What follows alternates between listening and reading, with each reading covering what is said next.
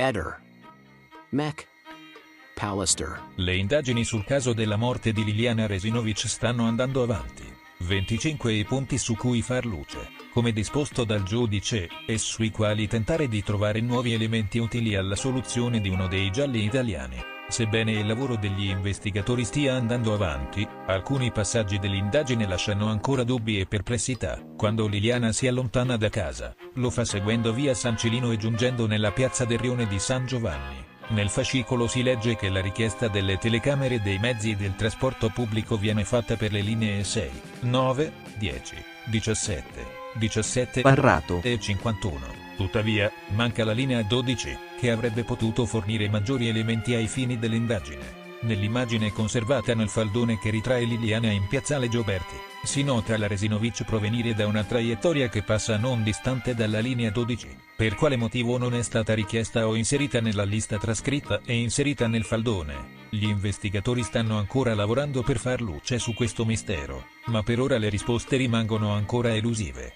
Quando si tratta di trovare le immagini del vicolo dei roveri, poiché in quella zona non ci sono, si richiedono quelle del muro perimetrale del Comando Provinciale della Guardia di Finanza di Via Giulia, che si trova a circa mezzo chilometro di distanza dal luogo della testimonianza. Le immagini sono quelle delle prime ore del 5 gennaio, poiché la traccia precedente è stata già cancellata per superamento del limite temporale. Nel faldone si legge poi che le immagini della linea 12 vengono prese in esame solo per il periodo dal 31 dicembre al 5 gennaio, ma non restituiscono elementi utili all'indagine. Dalle spese fatte da Liliana, utilizzando una cosiddetta PostePay, emerge che era solita prelevare cifre tra i 400 e i 1000 euro, più un pagamento di 500 euro al Casino Astraea di Leppica. Questi pagamenti lasciano spazio alle domande su se siano o meno collegati con una strisciata slovena. Dal circo mediatico salta fuori una relazione su alcune sostanze che svaniscono in un arco breve di tempo, inviata il 3 novembre 2022 al capo della procura giuliana.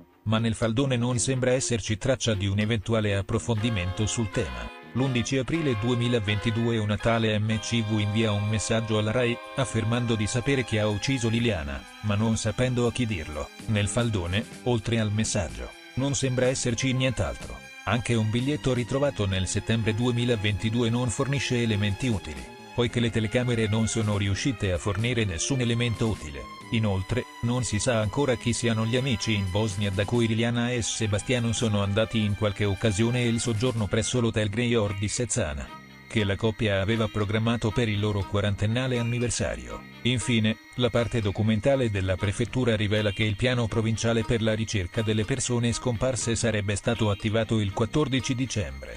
Ma non è chiaro se sia stato attivato un'emergenza per quello che era stato definito un allontanamento volontario. Ehi, non dimenticare di iscriverti a questo canale.